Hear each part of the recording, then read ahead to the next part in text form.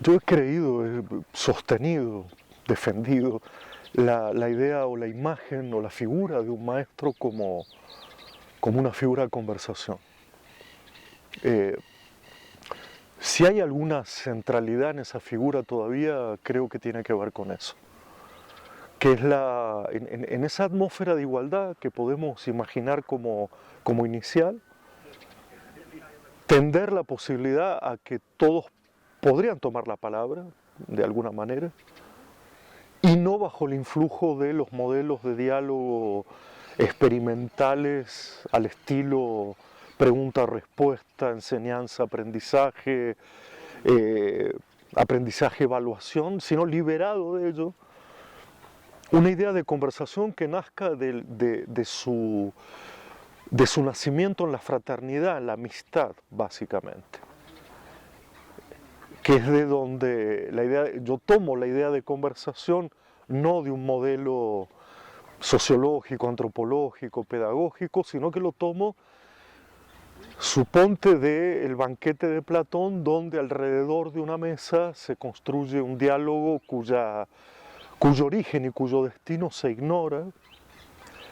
La verdadera comida es la conversación, el verdadero sabor de las palabras, la verdadera, repito la palabra fraternidad, ocurre como una idea de conversación, pero para eso nos deberíamos alejar de cualquier control de la conversación o de cualquier versión de la conversación como utilitaria. Es decir, una conversación empieza cuando puede y termina cuando puede, una conversación no tiene tema, se pierde, una conversación es una confesión de mutuos secretos, y es donde aparece finalmente la fragilidad de cada uno como la unidad a partir de la cual se puede construir tanto el enseñar como el aprender.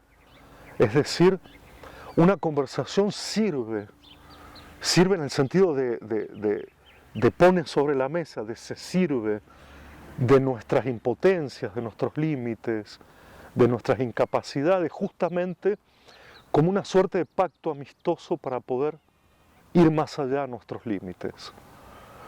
Esto en términos generales es lo que me parece una conversación, ¿no? Una conversación no juzga, una conversación escucha, una conversación es profundamente ética, una conversación no tiene que ver con una linearidad, sino que va a buscar fondos, se hunde en la búsqueda de preguntas, de respuestas. Y en ese sentido, para mí, sin conversación, en esta forma de entenderlo, no habría educación en los términos más simples y concretos que podamos entender. Yo creo que educar no consiste en transmitir el valor de objetos o para qué sirven las cosas, sino que es una conversación a propósito de los efectos que esas cosas tienen en nosotros. Yo generalmente doy el ejemplo de la lectura, ¿no? Cuando una maestra, un maestro quiere enseñar a leer o quiere transmitir la importancia de la lectura, no trabaja sobre en qué consiste un libro físicamente. Su trabajo no consiste en enseñar el libro en cuanto a objeto. Lo que garantiza la transmisión es si uno muestra la relación que tiene con ese objeto y los efectos que le ha producido en la vida. Y por lo tanto, eso solo se puede dar bajo la forma de una conversación. ¿De qué conversamos en la escuela si no es de los efectos que nos provocan las acciones que podemos hacer conjuntamente? Por lo tanto, más que leer, es qué efectos ha provocado la lectura en nosotros y conversar sobre ellos.